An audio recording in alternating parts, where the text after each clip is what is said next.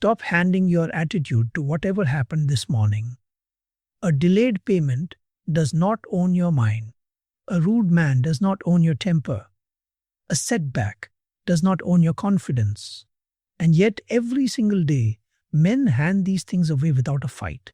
One difficult conversation determines the tone of the next 6 hours. One disappointment poisons work that had nothing to do with it. One stranger's conduct decides whether a man will be patient, useful, or bitter for the rest of his day. Then he says, "I had a bad day." No, you had a difficult event. What followed was a matter of government, your government. That is the truth most men never examine. Attitude is not a decoration you place on life when conditions happen to be pleasant. It is the position from which you meet every condition, pleasant or not. You do not control every event that happens to you, but you control far more of your response than you have likely been willing to admit. And that responsibility is uncomfortable because blame is so much easier to carry. Don't. If your attitude belongs to the weather, the market, your employer, or the opinion of strangers, you never have to govern it.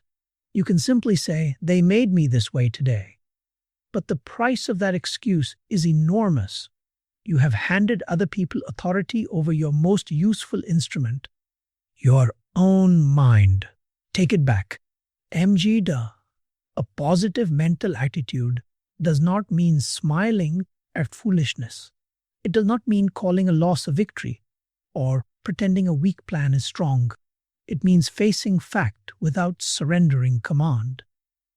If the account is empty, admit it. If the agreement failed, admit it.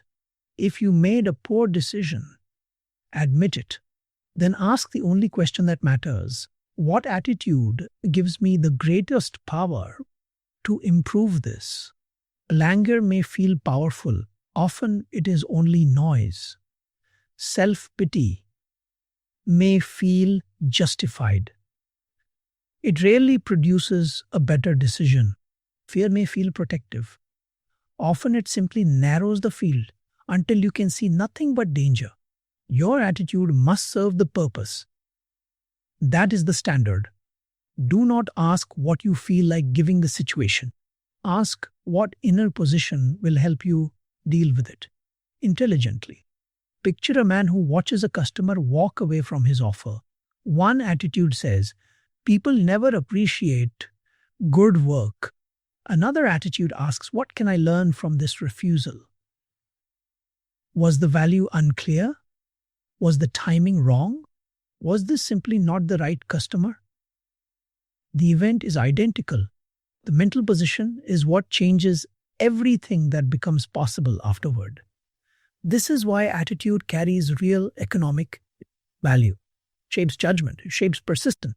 It shapes the way other people respond to you before a single word is exchanged.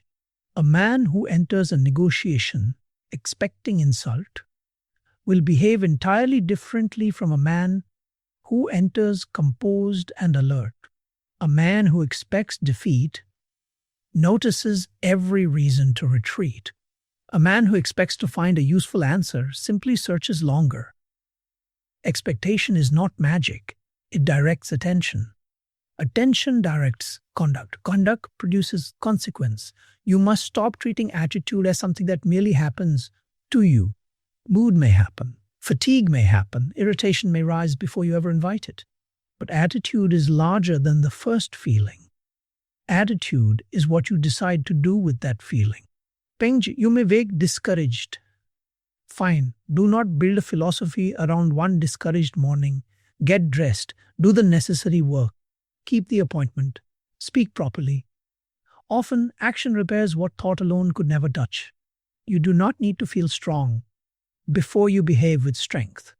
Sometimes conduct leads and feeling follows quietly behind it. Okay. You do not need to feel strong before you behave with strength. Sometimes conduct leads and feeling follows quietly behind it. Too many men wait for the proper mood before doing what a proper principle already requires. They say, I will begin when I feel confident. Begin and let confidence follow the evidence you create. They say, I will speak calmly once I am no longer angry. Speak calmly now. Because anger has never once deserved control of your tongue. They say, I will think positively when circumstances improve. Think constructively now so your conduct can help circumstances actually improve. This is not pretending. This is leadership over yourself. And the first man you must learn to lead is the one you meet in private. Private, when no one else is watching. If that man obeys every passing emotion, no public title will ever make him truly powerful. A leader who cannot govern his own attitude will eventually make other people pay for his inner disorder. The office feels it. The home feels it. His decisions carry it silently into every room. One bad meeting becomes impatience with a good employee. One financial worry becomes tension at supper. One piece of unfair criticism becomes suspicion toward everyone who follows it. This is how an unmanaged attitude multiplies its damage far beyond its original size. So, contain the event. If business is difficult, deal with business. Do not make the household carry the market. If one man behaved dishonorably, deal with that man. Do not make every future associate answer for his sins. Attitude begins with proportion. This happened. It matters this much. It requires this response. Then you continue. A disciplined mind gives every event its proper size. An undisciplined mind lets emotion enlarge it without limit. Dad, watch your language closely because language reveals attitude. Before you even notice it slipping, nothing ever works for me. Everyone is against me. I always get the worst opportunity. This is not accurate thinking. It is emotional exaggeration, and exaggeration hands discouragement far more territory than it has earned. No, use precise language. Instead, this deal failed. This man disagreed. This month has been difficult. Now you have facts, and facts can be worked with. A dramatic word it cannot. A man who says, I am ruined, may stop searching entirely. A man who says, I have lost this amount and must rebuild from here, still has a task in front of him. Tasks create movement. Verdicts create paralysis. Choose tasks. This same discipline applies to criticism. Another man's opinion can only steal your attitude if you hand it unrestricted authority. Listen carefully. Perhaps the criticism contains real truth. If it does, use it. If it does not, release it completely. Do not spend 3 days mentally arguing with a sentence that deserves 3 minutes of honest examination. Your attention is far too valuable for that trade. Not everything deserves entry into your mind. Not every insult requires an answer. Not every misunderstanding requires correction. Some things are best handled by conduct and time alone. Your reputation is built from repeated behavior, not from winning every argument you're pulled into. But this is difficult when pride enters the room because pride demands immediate correction. It insists they must understand me now. But ask yourself, why? If the person genuinely matters, explain where explanation actually helps. If the person does not matter, why are you spending your own peace to purchase his approval? That is a poor bargain by any measure. A man carrying a definite purpose cannot afford to rent his attitude out to every passerby who wanders through his day. Purpose must hold priority. Ask yourself plainly, does this deserve energy that belongs to my chief aim? Often, the honest answer will be no. Then return to the work. Return to your preparation. Return to your own standards. This capacity to return is one of the great marks of self-command. You will be disturbed. That is simply being human. The goal was never to avoid disturbance entirely. The goal is to shorten the distance between disturbance and return. One man loses an hour to a setback. Another man loses an entire week to the same setback. The event was similar. The recovery was not. Improve your recovery, and you improve everything downstream of it. A man who says, "I am ruined," may stop searching entirely. A man who says, "I have lost this amount and must rebuild from here," still has a task in front of him. If anger enters, how quickly can you regain judgment? If disappointment arrives, how quickly can you return to useful action? If fear appears, how quickly can you separate fact from imagination? This is practical mental training. Progress is not measured by whether negative emotion appears. It will. Progress is measured by whether that emotion still owns the day. Reduce its ownership, one recovery at a time. Being a strong attitude does not eliminate human feeling. It puts feeling under direction. You may grieve and still keep your dignity. You may worry and still make a sound decision. You may feel insulted and still refuse foolish retaliation. You may feel exhausted and still complete the duty that genuinely belongs to you. This is power, because it makes your conduct less dependent on perfect conditions, and perfect conditions are rare. If you require pleasant people, favorable news, and constant approval before you can maintain a useful attitude, then your attitude was never truly yours. It was only ever rented from circumstance. Ownership means you can carry a chosen inner position into imperfect conditions. This is why two men can pass through identical adversity and emerge as entirely different men. One becomes smaller, the other becomes more deliberate. The adversity did not issue two separate commands. Each man simply interpreted it differently. One asked, "Why has life done this to me?" The other asked, "What does this require from me now?" The second question is stronger because it points directly toward conduct. You cannot always answer why. You can almost always answer what next. Train yourself to ask productive questions. What is still under my control? What fact am I avoiding? What can be improved? What deserves to be ignored? These questions restore responsibility, and responsibility restores power. You cannot have both control and constant blame. Choose one. If another man's conduct determines your attitude, he has the control. Take these powers back, one at a time. Elenda, this does not mean becoming unaffected by people. You are human, and you will respond. But response is not surrender. You can be disappointed without becoming defeated. You can be angered without becoming reckless. You can be praised without becoming vain. You can be criticized without becoming broken. That range is emotional maturity, and it must be developed deliberately. Begin with the next small disturbance. Do not wait for a great crisis to start practicing. A delay occurs. Observe yourself. Someone speaks with impatience. Observe yourself. A plan changes without warning. Observe yourself. Can you keep your language measured?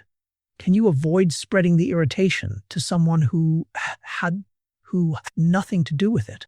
Small events reveal exactly who currently owns your attitude, and small events are precisely where ownership can be reclaimed, chanced. Because the attitude you repeatedly choose today is quietly shaping the very conditions you will be prepared to meet tomorrow. A man may possess talent, knowledge, and ambition and still lose opportunities because his attitude makes every difficulty heavier for the people standing around him. He complains before the work even begins. He grows defensive when corrected. He carries yesterday's disappointment straight into today's meeting. Responsibility naturally moves toward the people who can carry pressure without spreading disorder behind them. Think about that carefully. A larger opportunity always brings larger problems attached to it. A larger position brings more criticism, more decisions, more responsibility for people whose moods will not always suit you. The attitude you practice today in the small matters is quiet training for all of it. Jiang, do not wait until success arrives to become composed. Use today's ordinary difficulty as your preparation. When a customer changes his mind, practice composure. When an associate disappoints you, practice sound judgment. When a plan collapses, practice the art of recovery. These are not interruptions to your success. They are part of its actual construction. You cannot always answer why. You can almost always answer what next. Mourned, a steady man accumulates. Trust the way another man accumulates capital. People know exactly where they stand with him. They know pressure will not turn him reckless. They know praise will not make him careless. They know disappointment will not make him dishonest. That reliability has real value. It attracts association. It attracts responsibility. It attracts the confidence of people whose support may one day matter greatly. Trends. This does not mean sitting quietly and imagining opportunity floating toward you because you feel cheerful. It means people, decisions, and opportunities respond to conduct. A constructive attitude changes conduct. The way you listen, the way you negotiate, the way you recover after loss, the way you walk into a room after receiving bad news. Others notice this, perhaps not, but they feel the difference between a man who carries pressure and a man who distributes it onto everyone nearby. Become the first kind of man. This requires control over complaint. Complaint has a purpose only when it points toward correction. If a process is genuinely weak, say so. If an agreement is unfair, address it directly. But repeated complaint without any accompanying action weakens the speaker. It trains the mind to search endlessly for what is wrong, while doing almost nothing to improve it. Then complaint becomes habit, and habit becomes attitude. Challenge. If you have described the same problem 10 times and taken no action, ask yourself honestly whether you are solving anything or merely rehearsing dissatisfaction. Stop rehearsing. Decide, act, or accept. There are situations you can change. Change them. There are situations you can leave. Leave them when leaving is wise. There are situations you must temporarily endure. Endure them without making the enduring the center of every conversation you have. Jamdi, a man who is always announcing his burden, teaches everyone, including himself, to see him primarily as the man beneath the burden. Do not build your identity around strain. You can have a difficult season without becoming a difficult man. Quality is most visible precisely when circumstances are not pleasant. Anyone can be courteous and respected. Can you remain courteous when another man is careless with you? Anyone can appear confident after a victory. Can you remain deliberate after a loss? Separate inconvenience from meaning, and you will save an enormous amount of emotional energy. Over a lifetime, a machine breaks. A shipment arrives late. A proposal is refused. These things may genuinely irritate you, but they do not automatically carry a personal message about your worth or your destiny. Ask what actually happened before you decide what it means. Facts first, interpretation second. This is accurate thinking applied directly to attitude. Two men hear the exact same criticism. One hears, "You are useless." The other hears, "There may be something here worth examining." The words were identical, only the interpretation differed. An interpretation is always yours to choose. There are people who will attempt to provoke you deliberately because they know anger makes a man reveal more than he intended. And fear makes him agree to terms too quickly. Oh, the man who cannot govern his own attitude becomes remarkably easy to control. Do not be that man. Self-command is protection, especially at the negotiating table where wounded pride has quietly cost more fortunes than bad luck ever has. The same principle governs fear. Fear may rightly signal risk, so study the risk instead of simply obeying the feeling. Study the probability, study the downside, study exactly how much you can afford to lose. Fear identifies the subject worth examining. Accurate thinking is what actually makes the decision. This is the high form of personal initiative, refusing to wait for circumstances to place you into the correct mental state before you begin the work. A salesman cannot afford to carry yesterday's rejection into today's appointment. The next prospect did not reject him. A leader cannot punish today's team for yesterday's disappointing meeting. The team did not create yesterday. Learn to change your emotional clothing before entering the next responsibility. The same way a man removes muddy boots before crossing a clean floor. Being a poor morning becomes a poor meeting. The poor meeting becomes a harsh conversation. The harsh conversation becomes tension at home. Then the man declares the entire day was terrible, when really one event simply recruited several others because he carried the identical attitude straight through all of them. Break that chain earlier. You may not always be able to stop the first difficulty. You can very often stop the second and third from ever happening. A poor morning becomes a poor meeting. The poor meeting becomes a harsh conversation. Break the chain earlier.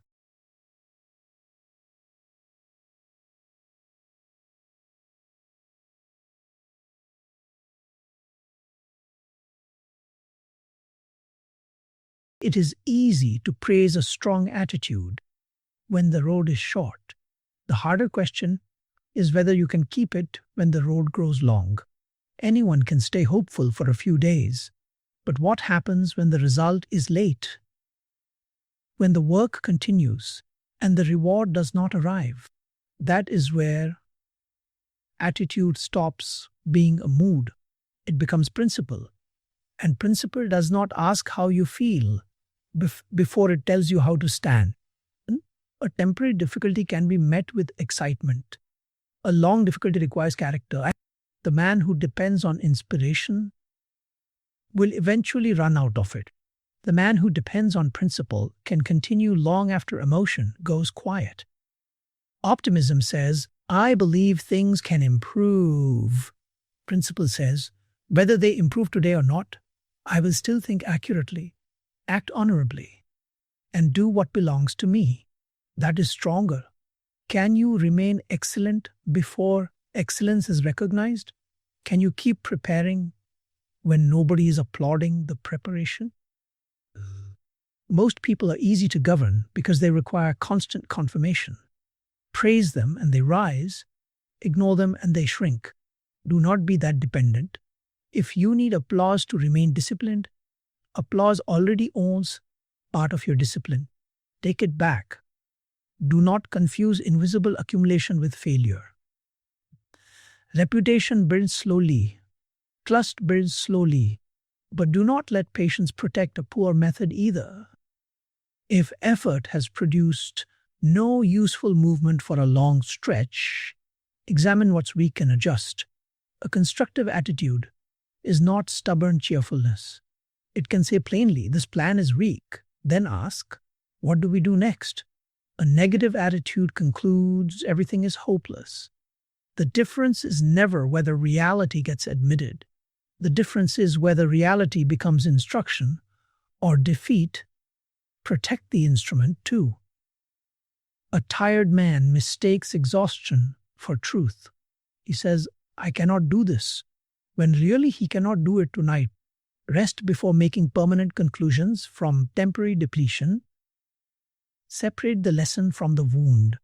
A betrayal may teach you to judge character better. Don't let it teach you to hate trust itself. A failure may teach you preparation. Don't let it teach you effort is pointless.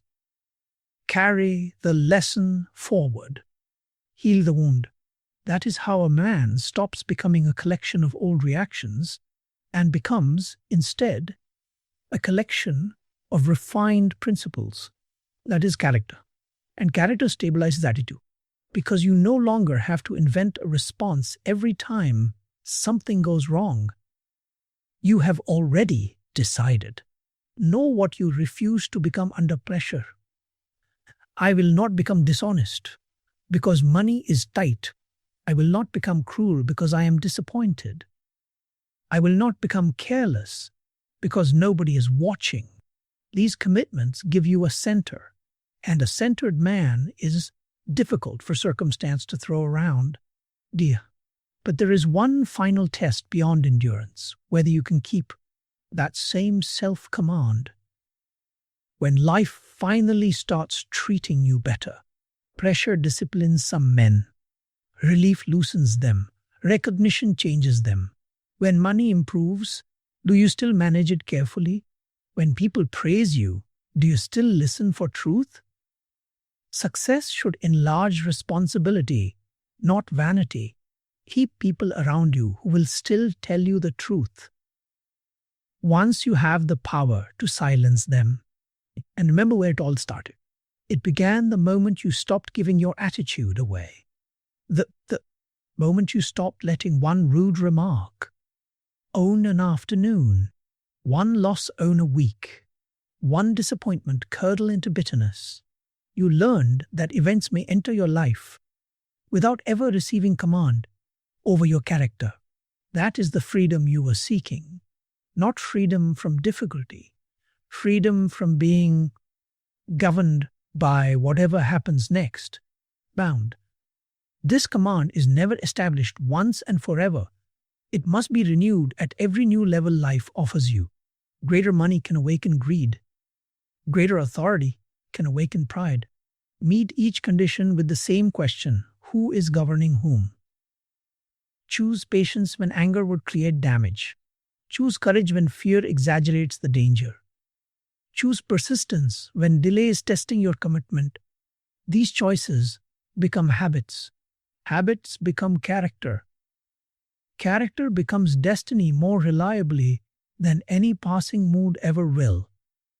Guard it, train it, correct it when it slips.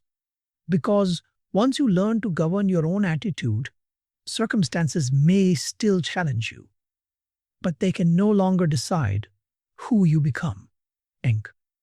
Once you learn to govern your own attitude, circumstances may still challenge you, but they can no longer decide who you become.